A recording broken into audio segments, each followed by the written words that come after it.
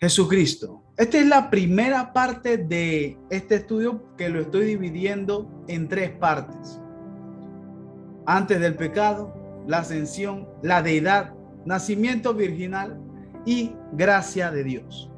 Lo vamos a estar estudiando. No es un estudio tan extenso, pero estamos tocando varios puntos muy interesantes que van a ser de gran bendición. Así que vamos a entrar en la palabra y vamos a arrancar con ante el pecado. Veamos lo que nos dice las escrituras realmente. Podríamos irnos al libro de Efesios. En el libro de Efesios encontramos en el capítulo número 2, el verso 1 al 3. Dice lo siguiente: antes ustedes estaban muertos a causa de su desobediencia y sus muchos pecados. Vivían en pecado, igual que el resto de la gente, obedeciendo al diablo, el líder de los poderes del mundo invisible, quien es el espíritu que actúa en el corazón de los que se niegan a obedecer a Dios. Todos vivíamos así en el pasado, siguiendo los deseos de nuestras pasiones y la inclinación de nuestra naturaleza pecaminosa. Por nuestra propia naturaleza éramos objeto del enojo de Dios, igual que todos los demás. Mire que Adán y Eva pecaron contra Dios. Usted lo recuerda, ¿verdad? Dando así la rebelión personal que tenía la humanidad con su creador. Consecuentemente, el ser humano es pecador por naturaleza y en ese estado natural no goza de una relación íntima con Dios. Y hoy llegamos a este estudio hablando de esa relación íntima, porque en los días anteriores hemos visto y hemos estudiado lo que viene siendo esa oración que nos lleva a tener una intimidad con Dios. Voy a compartirles también lo que dice en Romanos capítulo 3, del verso 10 al 11.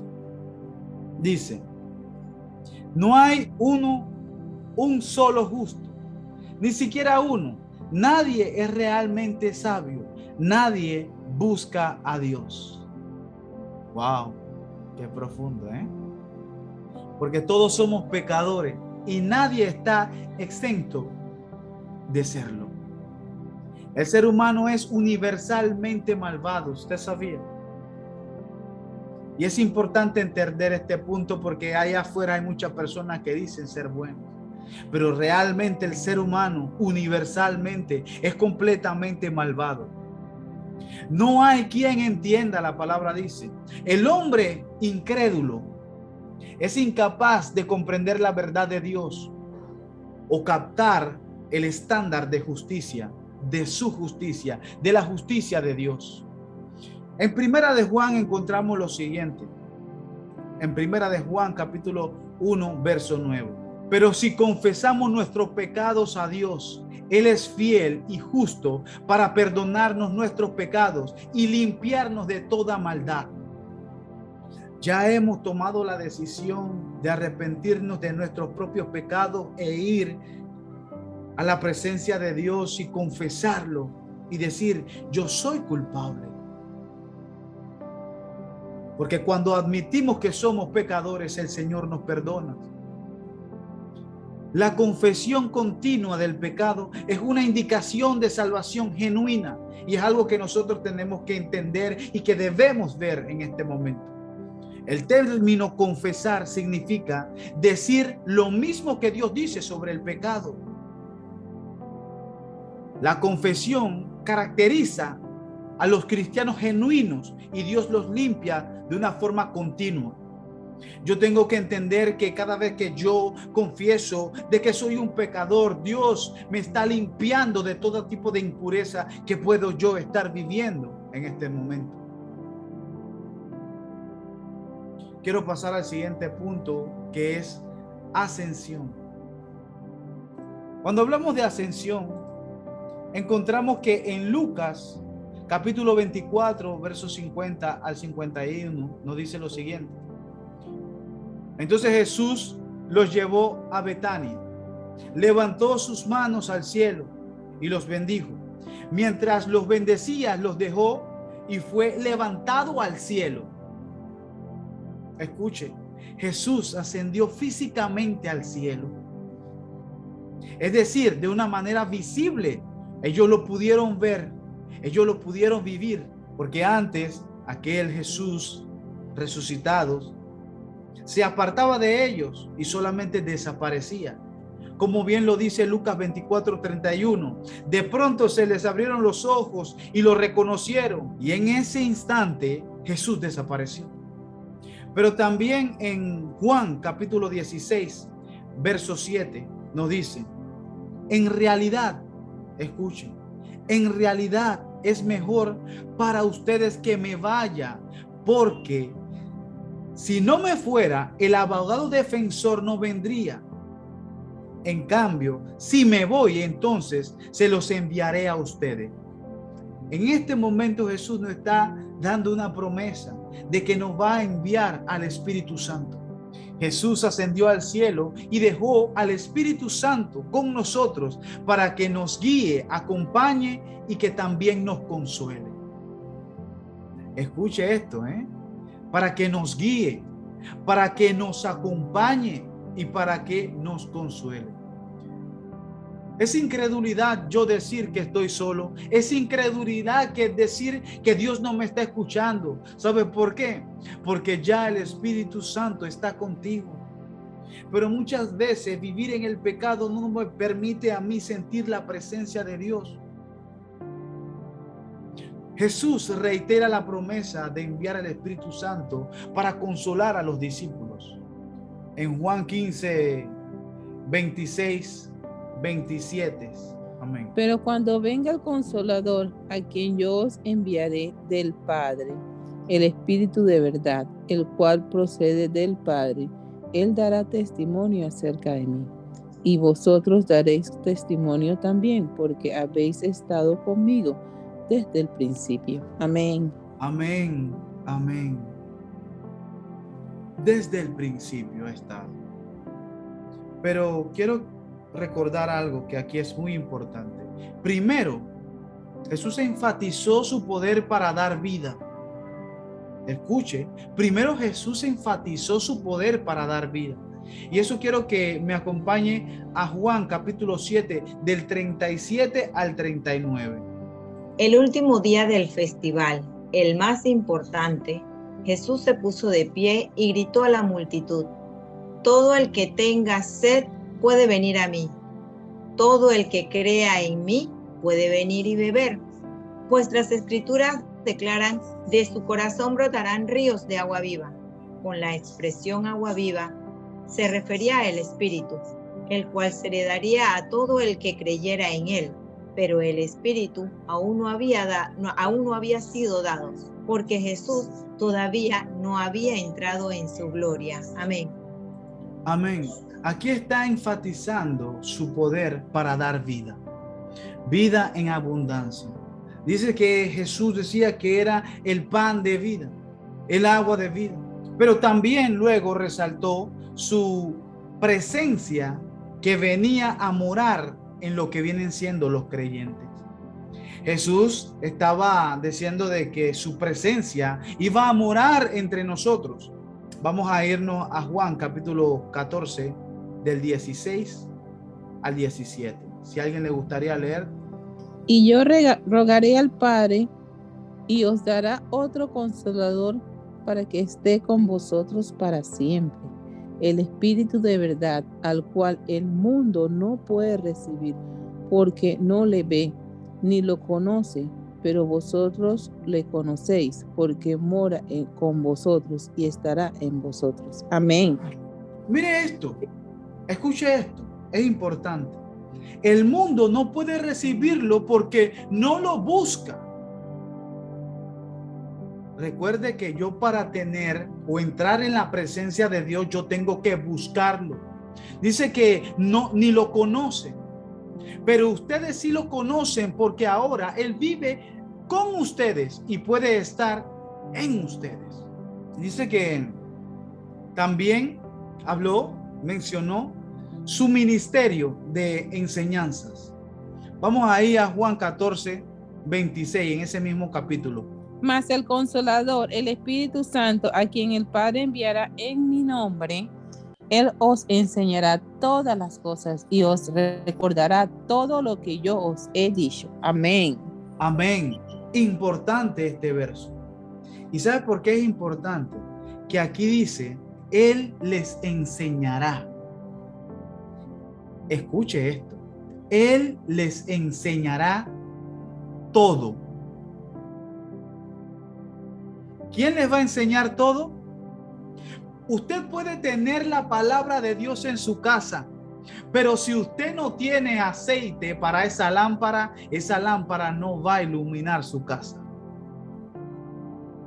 Es importante entender de que el Espíritu Santo es aquel que me va a enseñar todo y me va a recordar cada cosa que les he dicho. ¿Qué te quiero decir con esto? De que en algún momento tú vas a estar en la calle, probablemente estés en tu trabajo, probablemente estés haciendo ejercicio, corriendo por la vereda, pero te vas a encontrar a alguien que necesita algo de esa porción que Dios te entrega cada mañana, cada día. Y Dios te va a recordar lo que te ha enseñado. ¿A usted nunca le ha sucedido que usted está hablando y usted empieza a soltar versos de la nada y usted dice que como esto como que me acuerdo de todo hoy? Quiero que sepa algo, que no es usted, es el Espíritu Santo que está obrando a través de usted. Ahora bien, Jesús subió al cielo con la promesa que volverá a la tierra por nosotros, y así garantizó nuestra vida en el cielo con Dios. Pero también podemos hablar de otro de los puntos que tenemos, que es la deidad de Jesús. En Colosenses, capítulo 2, verso 9. Pues en Cristo habita toda la plenitud de Dios en un cuerpo humano. Amén. Amén. ¿Qué usted opina de esto? Hay personas que dicen que no. Hay personas que creen que Jesús solamente es un ángel. Pero la palabra me enseña que Jesús es la misma esencia con el Padre. Jesús posee la plenitud de la naturaleza y los atributos divinos de Dios. Jesús no solo era Dios por completo, sino también completamente humano. En Juan capítulo 1, verso 1. En el principio la palabra ya existía. La palabra estaba con Dios y la palabra era Dios. Jesús es el verbo. Jesús es la palabra y Jesús es Dios. Esta frase establece un paralelo con lo que viene siendo Génesis capítulo 1, verso 1, donde dice: en el principio creó Dios los cielos y la tierra. Juan, que escribió este evangelio, Juan utilizó esas palabras para referirse al universo material del tiempo y espacio. La palabra era, como aquí la vemos, como cierra este verso, que la palabra era Dios. La palabra era, esta forma verbal, resalta la existencia eterna del verbo, es decir, Jesucristo. Es decir, Jesús. Antes de que existiera el universo, la segunda persona de la Trinidad siempre existió o siempre fue. Pero vamos a profundizar un poco más de esto. Porque en Juan capítulo 8, verso 58, nos dice lo siguiente, que Jesús contestó: les digo la verdad, aún antes de que Abraham naciera, yo soy. Ahí está nuevamente diciéndoles: ¿sabes qué? Yo estoy desde antes que Abraham. Yo estoy desde el principio. Yo soy el gran yo soy. En Mateo, capítulo 16, del 15 al 17. Entonces le preguntó: ¿y ustedes quién dice que soy? Simón Pedro contestó: tú eres el Mesías, el Hijo de Dios viviente. Jesús le respondió: bendito eres, Simón, hijo de Juan, porque mi Padre que está en el cielo te lo ha revelado.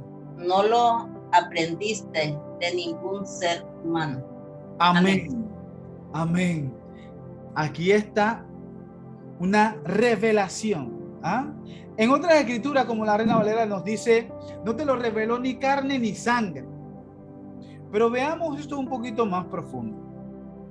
Porque somos salvos a través de Jesús, y solamente a través de Jesús yo puedo llegar a la salvación. Porque Jesús es Dios. Las declaraciones mesiánicas de Jesús fueron siempre sutiles, alusiones a las profecías del Antiguo Testamento. Todo lo que tenía que ver señalaba lo que venían siendo las profecías del Antiguo Testamento, todo lo que tenía que ver con Jesús. Él combinaba su testimonio con sus obras milagrosas que servían de confirmación. Jesús nunca reveló antes por completo su identidad a Pedro ni a sus discípulos. Dios, el Padre, había abierto los ojos de Pedro al significado de aquella declaración y le había revelado quién era Jesús en realidad. Era Dios aquel que le estaba dando esa revelación. Era Dios quien le había quitado ese vendaje a Pedro. Era Dios aquel que le quitó a usted el vendaje cuando usted estaba en el mundo y usted acaba de conocer a Cristo. En ese momento que usted conoció a Jesús, que usted reconoció que Jesús tiene la deidad de Dios, de que Jesús es uno con el Padre. Era Dios quien le estaba revelando eso. En otras palabras, Pedro no solamente expresaba una opinión académica sobre la identidad de Jesús, sino también una confesión de su fe, porque lo que estaba diciendo era una confesión de fe personal, hecha posible solamente por un corazón divinamente regenerado. Cuando usted confiesa de que Jesús es su Señor y Salvador, es porque su corazón ha sido divinamente regenerado. Quiero también comentarles de Jesús, un poco más de Jesús. Y a continuación quiero comentarles del nacimiento virginal de Jesús. En Mateo capítulo 1, del 18 al 23. Vamos a ver qué nos dice la palabra. ¿Alguien que lo desee leer? Este es el relato de cómo nació Jesús el Mesías. Su madre María estaba comprometida para casarse con José, pero antes de que la boda se realizara, mientras todavía era virgen, quedó embarazada mediante el poder del Espíritu Santo. José, su prometido, era un hombre justo y no quiso avergonzarla en público. Por lo tanto, decidió romper el compromiso en privado. Amén. Amén. Dice que José, su prometido, era un hombre justo y no quiso avergonzarla en público. Por lo tanto, decidió romper el compromiso en privado. ¿Qué estaba sucediendo? ¿Por qué José estaba haciendo eso? Se entiende y se comprende de que José estaba pensando de que ella se había metido con otra persona. Y sabes que no la voy a dejar en pena, solamente la voy a dejar. Voy a romper el compromiso. Pero vamos a ver qué dice más adelante. Mientras consideraba esa posibilidad, un ángel del Señor se le apareció en un sueño. José, hijo de David, le dijo el ángel: no tengas miedo de recibir a María por esposa, porque el niño que lleva dentro de ella fue concebido por el Espíritu Santo, y tendrá un hijo, y lo llamarás Jesús, porque él salvará a su pueblo de sus pecados. Amén. Amén. Aquí es donde le entregan la revelación de que no es que María hizo algo indebido, sino que ha sido concebido a través del Espíritu Santo. Todo esto sucedió para que se cumpliera el mensaje del Señor a través de su profeta. Miren, la Virgen concebirá un niño, dará a luz un hijo y lo llamarán Emmanuel, que significa Dios está con nosotros. Amén. Amén. Jesús tuvo un nacimiento milagroso, a ser concebido en el vientre de María por el poder del Espíritu Santo y no por un padre humano. Escuche, porque usted podría llegar a escuchar en algún momento que María le fue infiel. Escuche lo que le voy a decir, porque esto es herejía, pero esto es lo que muchas personas predican en la calle. Que María se metió con Zacarías, pero quiero que sepa algo, eso es completamente herejía, eso es completamente falso, eso es una mentira del diablo, pero usted tiene que estar alerta de lo que puede llegar a tocar la puerta. Amén. Mantenga alerta y siempre mantenga llena la lámpara de aceite. Pero vamos a continuar también con Gálatas, capítulo 4, del 4 al 5. Y es importante quedarse con este verso, es importante subrayar este verso, porque si lo desglosamos por parte, vemos una gran importancia de este mensaje. Sin embargo, cuando se cumplió el tiempo establecido, Dios envió a su Hijo. ¿A quién? A su Hijo. ¿A quién? A Jesús.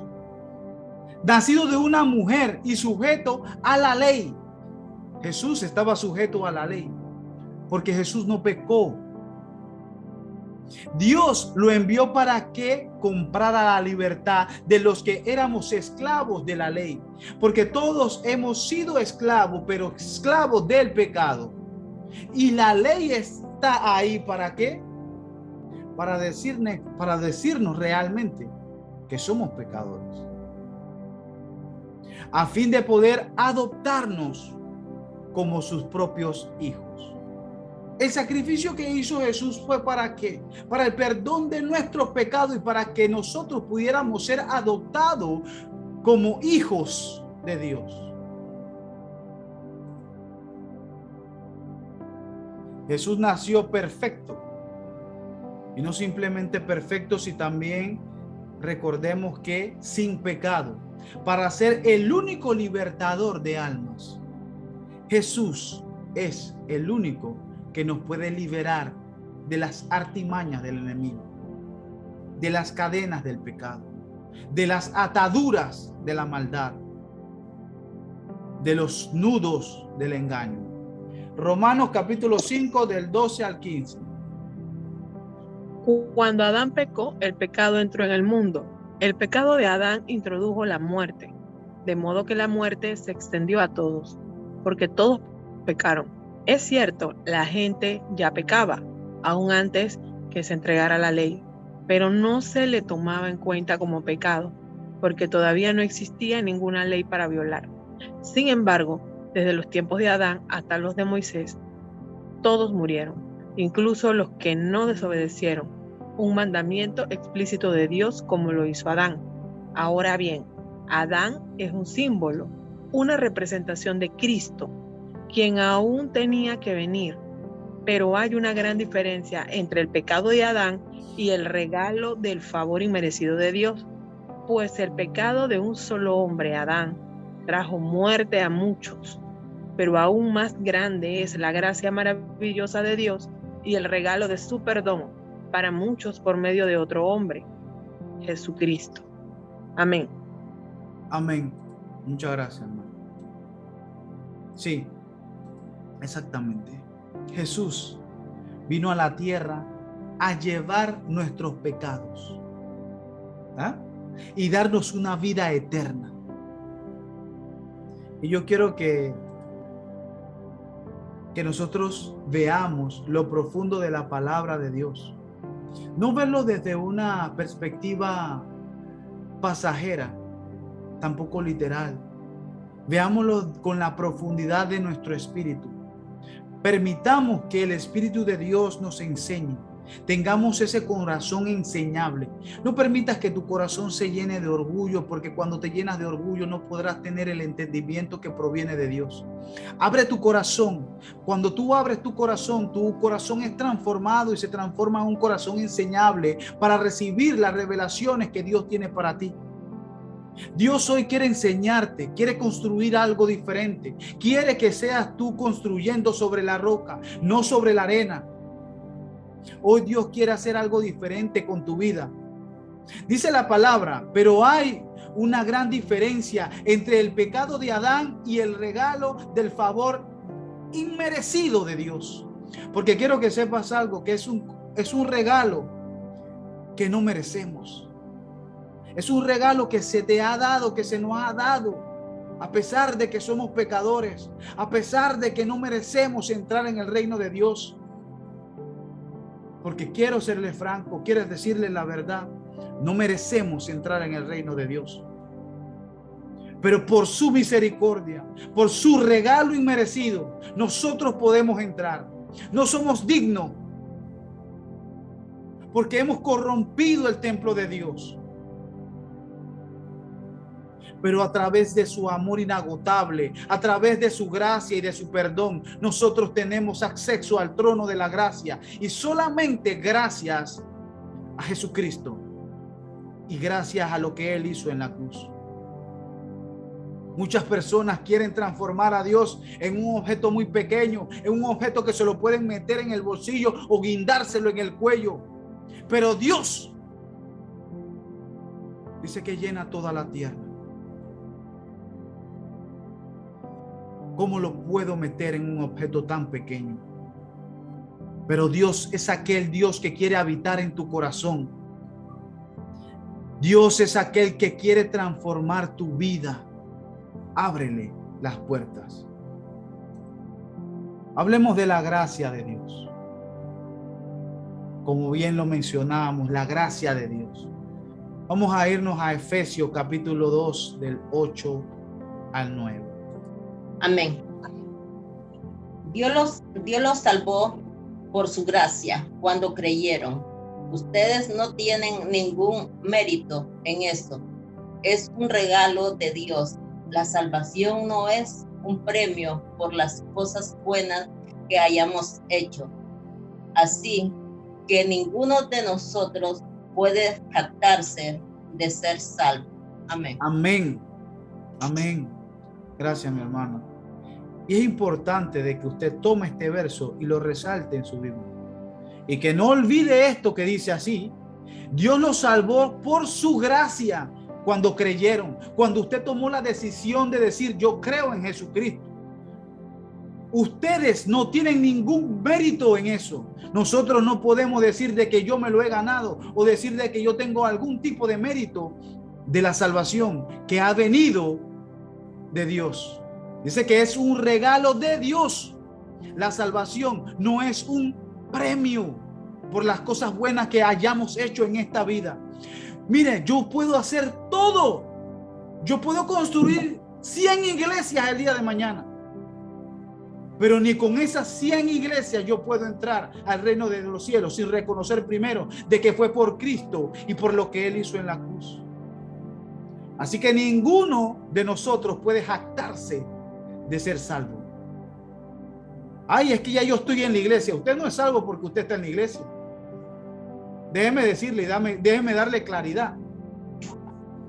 Ay, no, es que yo leo la palabra todos los días. Usted no es salvo porque usted lea la palabra todos los días. Porque así muchos andan allá afuera con la Biblia debajo del brazo y no son salvos. Y no son salvos. Somos salvos por la gracia inmerecida de Dios para con nosotros. Y no solo por la gracia, sino también por la fe. Aunque los seres humanos deben creer para ser salvos, incluso esa fe es parte del don de Dios. A pesar de lo que usted diga, no, es que yo tengo fe, es que esa fe es también un don de Dios. Y es Dios quien le da ese crecimiento a esa fe si usted clama a Él. Esta fe te salva. Y dice que no puede ser ejercitada por un poder personal. Usted no puede hacer absolutamente nada. La gracia de Dios es preeminente en todos los aspectos de la salvación. La gracia de Dios tiene que estar incluida, porque si no, no hay salvación. Pues nadie llegará jamás a ser justo ante Dios por hacer lo que la ley manda. La ley sencillamente nos muestra lo pecadores que somos. Amén. Romanos 3:20. Aquí está el verso que le estaba hablando en antes. Pues nadie, escuche, pues nadie llega jamás a ser justo ante Dios por hacer lo que la ley manda. Mire, usted puede, si usted quiere decir que usted está cumpliendo con los 10 mandamientos día y noche, ¿ah? Y nadie puede decir que es justo. La ley sencillamente nos muestra los pecadores que nosotros somos. La ley está ahí para mostrarnos a nosotros y abrirnos el entendimiento y decirnos: estás equivocado porque eres un pecador. Y todo pecador, porque todos hemos pecado, hemos sido destituidos de la gloria de Dios. Yo tengo que entender y abrir mis ojos y decir que he pecado y debo reconocer y arrepentir de mis pecados. Y dice la palabra que tengo que dar frutos de arrepentimiento. Veamos lo que dice Gálatas, capítulo 2, verso 16. Sin embargo, sabemos que una persona es declarada justa ante Dios por la fe en Jesucristo y no por la obediencia a la ley. Y nosotros hemos creído en Cristo Jesús para poder ser declarados justos ante Dios por causa de nuestra fe en Cristo, y no porque hayamos obedecido la ley, pues nadie jamás será declarado justo ante Dios mediante la obediencia a la ley. Amén. Amén. Y quiero que usted, si puede, resalte por lo menos el medio de esto que dice: y nosotros hemos creído en Cristo Jesús para poder ser declarados justos ante Dios. Usted quiere ser declarado justo ante los ojos de Dios. Usted tiene que declarar con sus labios de que usted ha creído en Cristo Jesús. Dice que por causa de nuestra fe en Cristo y no porque hayamos obedecido la ley. Ahora bien, usted puede decir: bueno, entonces no tengo, puedo quebrantar la ley entonces, porque lo que pasa es que yo solamente tengo que decir no. Tampoco. Usted también tiene que cumplir. Usted tiene que cumplir esa ley. Pero la ley no está por encima de la gracia de Dios. Pues nadie jamás será declarado justo ante Dios mediante la obediencia a la ley. Es por medio de creer en Cristo Jesús. Quiero irme también a Juan capítulo 15, verso 5. Ciertamente dice: ciertamente yo soy la vid, ustedes son las ramas. Los que permanecen en mí, escuche, y yo en ellos, producirán muchos frutos, porque separados de mí no pueden hacer nada. Escuche, separados de Dios, nosotros no podemos hacer nada. ¿Sabe por qué? Porque estarías vacío, estarías cegado, estarías ensordecido. Tu corazón se haría añicos y tu corazón se endurecería tanto que estarías lleno de orgullo completamente. La gracia de Dios nos lleva a tener una relación con Él. Es importante entender de que cuando yo entro en la gracia de Dios, eso me dirige directamente a tener una conexión, que esa conexión despierta una relación con Él. Y aquí vemos una palabra que se menciona mucho en las Escrituras: permanecer, porque el término permanecer significa quedarse o persistir. Usted se está quedando, usted está persistiendo en la palabra, porque la permanencia constituye un testimonio de que la salvación ya ha tenido un lugar. La permanencia, persistir, ser constante, ser dedicado, ser enfocado, en la palabra de Dios. Primera de Juan, capítulo 2, verso 19. Esas personas salieron de nuestras iglesias, pero en realidad nunca fueron parte de nosotros. De haber sido así, se habría quedado con nosotros. Al irse, demostraron que no eran parte de nosotros. Amén. Usted dentro de su iglesia se va a encontrar personas con las cuales usted va a establecer una comunicación, quizás una relación, una hermandad. Pero quiero que sepa que aquí en la palabra también encontramos algo que dice que esas personas salieron de nuestras iglesias, pero en realidad nunca fueron parte de nosotros. De haber sido así, se habrían quedado con nosotros. Al irse, demostraron que no eran parte de nosotros. ¿Sabe por qué? Porque no todos serán llamados, porque no todos serán los escogidos. Muchos serán los llamados, pero pocos los elegidos. Dice que la salvación es individual. Pero usted, hay algo que es muy importante y quiero, porque antes de que usted se hubiera tropezado con este verso, porque usted leyendo la escritura en cualquier momento, si no lo había leído, lo iba a encontrar. Tampoco es que este verso le está diciendo de que usted tiene que ser poco importa con las demás personas que se apartan del camino. Porque entonces, ¿dónde estaría la misericordia? ¿Dónde estaría la misericordia de Dios en usted? Es ahí donde usted empieza a interceder. Es ahí donde usted empieza a llevar agua. Es ahí donde usted empieza a decir dónde están repartiendo agua. Es ahí donde usted dice y empieza a señalar el camino. Vuelve al camino, entra en el camino, porque el camino es la vida eterna. El fruto o la evidencia de la salvación es la permanencia. El fruto o la evidencia de la salvación es la permanencia y la continuidad en el servicio a Dios y a sus enseñanzas. Escuche esto, que esto es importante. Es importante servir, pero también es importante permanecer en las enseñanzas de Dios. Porque muchos se dedican a servir y no están estudiando, no están escudriñando la palabra y solamente están haciendo lo que el líder le dice que debe hacer y con eso creen que es suficiente. ¿Usted cree que es suficiente solamente conseguir las indicaciones del líder, de mi mentor? Créame algo, que solamente hay uno bueno y es a quien usted debe seguir. El creyente que permanece es el único legítimo. De hecho, permanecer y creer son aspectos esenciales de la salvación genuina. Permanecer y creer.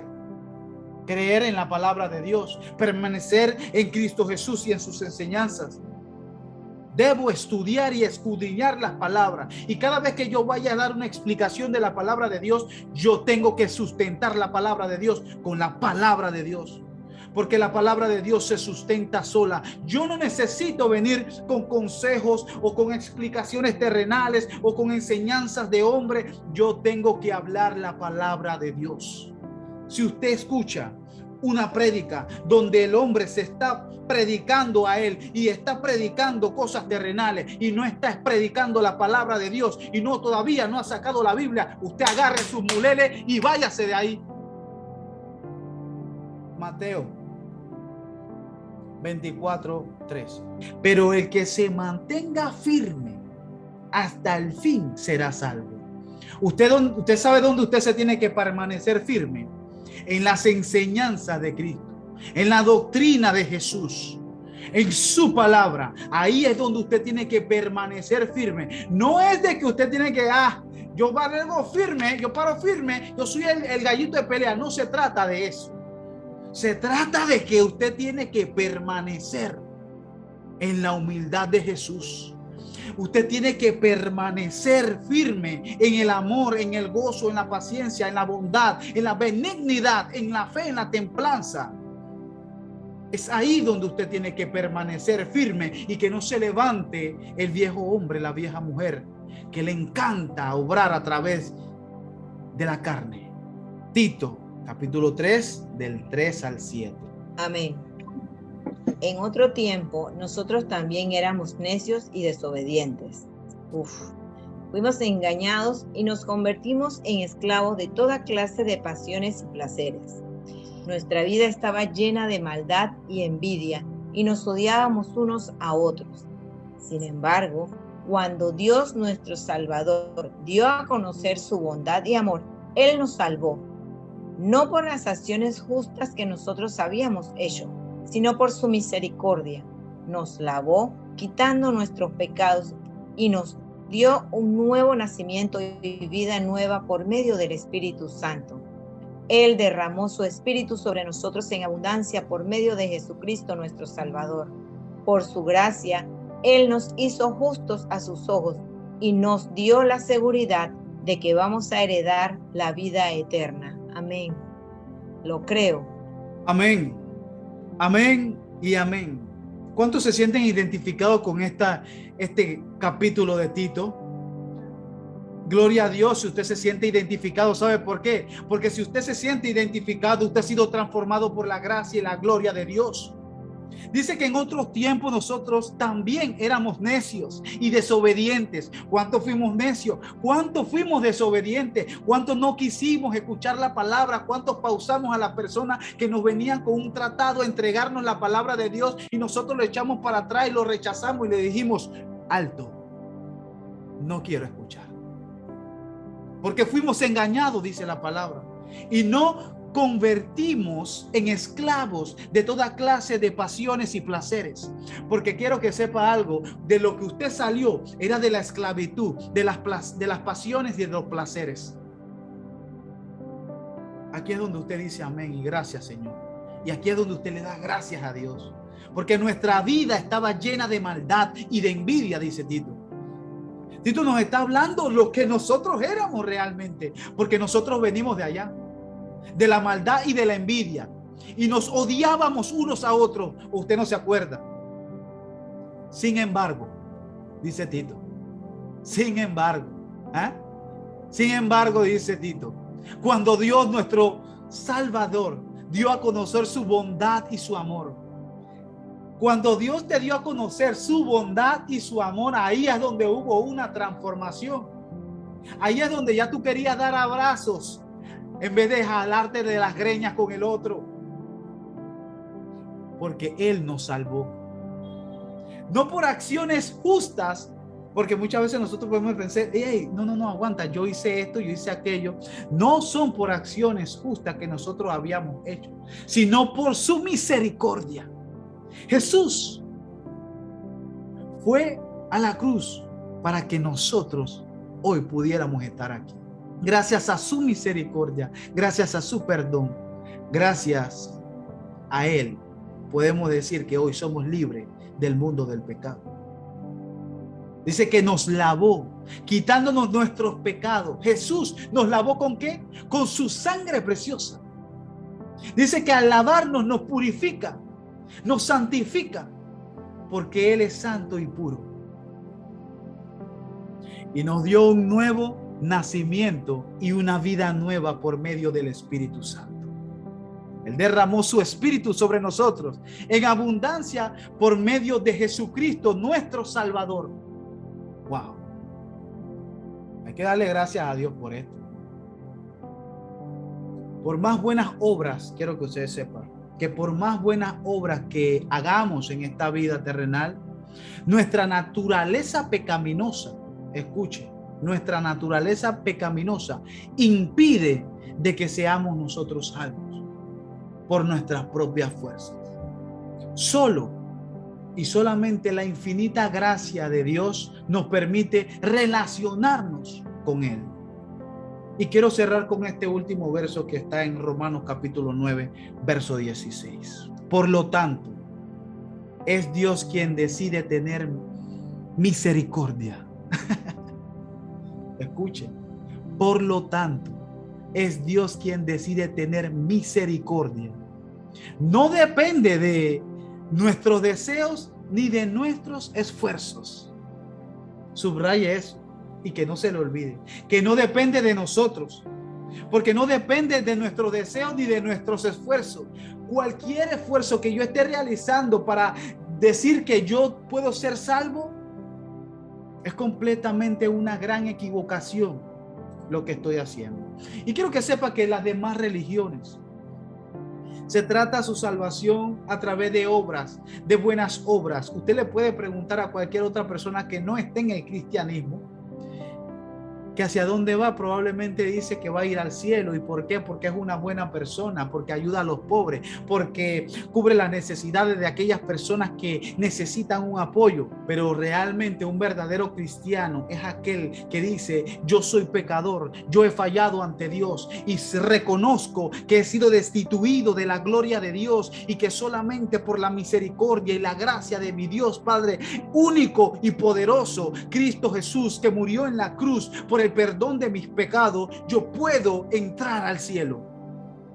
Solamente por medio de Cristo, porque no soy bueno, porque no lo merezco, pero solamente por Cristo y a través de Cristo y creer en su palabra y permanecer en Él, puedo llevar a tener una vida eterna. Solamente por Él.